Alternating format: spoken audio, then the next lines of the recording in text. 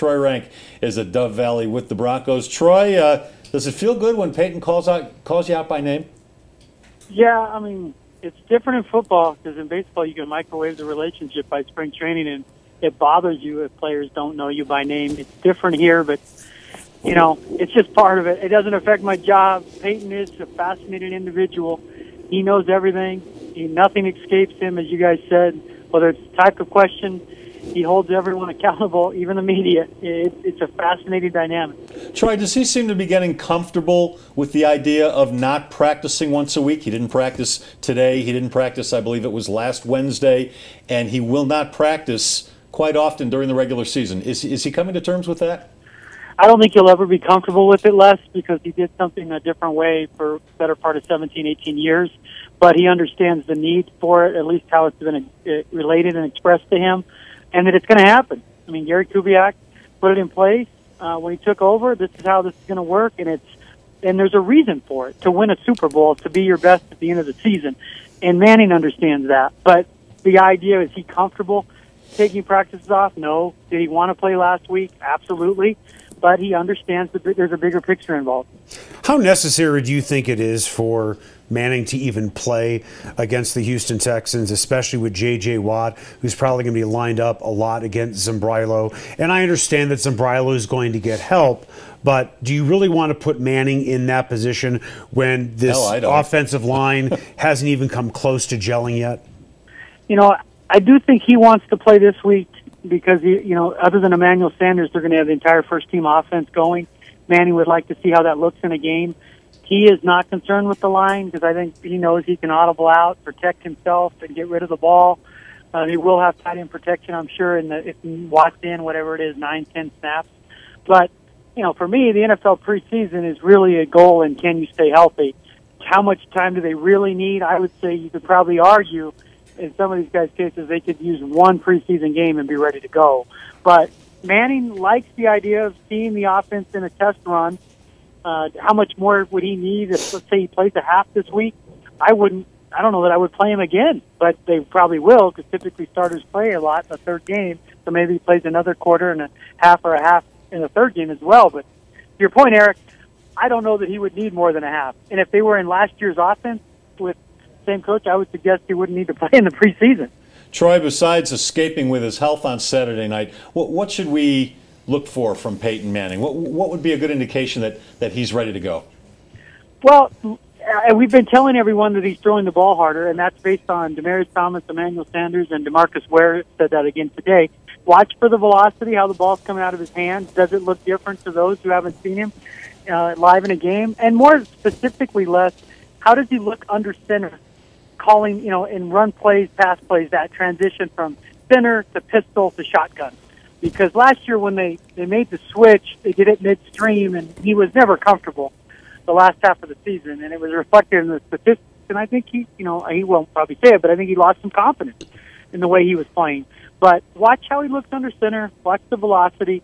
I'm curious, and I don't think we'll see this here, is how will he get the play soon enough to still be able to audible like he does with brilliance, but I don't think that will come into play certainly this week in the preseason. That segment brought to you by the Harmony Foundation, Colorado's premier treatment program for drug and alcohol addiction. It's located just outside of Estes Park. Very nice, very private, 45-acre mountain campus. They are insurance friendly, so if you need some help or you know somebody else who might need some help, check them out at harmonyfoundationinc.com.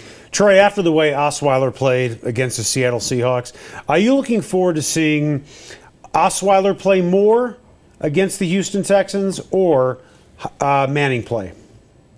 Well, for this week it's Manning because their season's, you know, shaped around how will Peyton play. And I think their defense is going to play a big part in this season as well. But Manning is their season. I mean, let's be honest. And it could be his last. We don't know that. If he feels like he does right now, a year, you know, in April, I don't think it will be his last because he seems rejuvenated. But the story will be at the end of the season. I want to see Manning. The one issue with Brock I want to see, Eric, is can he build on a strong outing? A lot of guys have one good game. I mean, having covered baseball for years, a lot of guys can have a good week. Can you be consistent? I mean, that's the measure of a guy who's improving and, you know, foreshadowing success. So can Brock build on it as teams, frankly, now as you get deeper into the preseason, start to game plan a little bit for you? How important is it for John Elway that Osweiler plays well? Well, it's huge long term because they've got to decide what they have in him.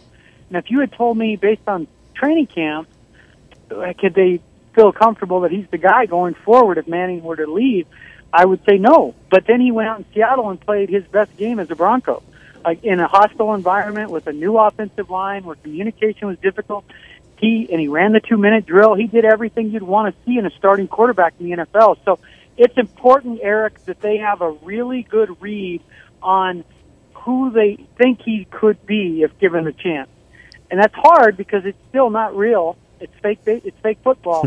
But they need to see him enough to know, is he worth, being the guy, or are they going to commit to him and then bring competition in, or is he Ryan Mallett where he's clearly not the guy? I do think last week pushed him much more toward the direction of them seeing enough, like he's given them enough to hold on to still. But this preseason remains huge. It was just one game. Our guest is Troy Renck of the Denver Post, and our guests are brought to you courtesy of Papa John's. Better ingredients, better pizza. Papa John's. Troy, there is this cluster of wide receivers, as you know. After Emmanuel Sanders, Demaryius Thomas, and Cody Latimer, I mean, this thing seems to still be a toss-up. Who's going to fill the 4th and 5th wide receiver spots? Maybe they even keep a 6th. I don't know. But is there anybody who has separated themselves from the rest of that cluster that could be considered a lock to make this team yet? Well, for me, and they don't take my input, nor should they, Benny Fowler's on this team. I would have Benny Fowler on the team, and then Norwood if they go with 5. That could leave, looking in from the outside, Bubba Caldwell, Nathan Palmer, Jordan Taylor, guys with that are talented and could help. But for me, Benny Fowler has made this team. Now, I say that based on one preseason game, so please give me a little bit of elasticity here. But Fowler has had a wonderful camp and continues to show up. Jordan Norwood is a backup slot receiver, and they've been using him in different ways out of the backfield. He could possibly return punts if they need it. I just think that that versatility would give him an edge over Palmer and Caldwell. But I think everyone's learned you can't count Caldwell out. He's found a way to make a team under different coaching staffs repeatedly, so you can't count him out. But for me right now, I would say Fowler and Norwood would have the edge on those last spots. One guy who looked tremendous in the preseason game against the Seattle Seahawks was Shaquille Barrett. Was it just one game, or are the Broncos really enthusiastic about what this guy can do?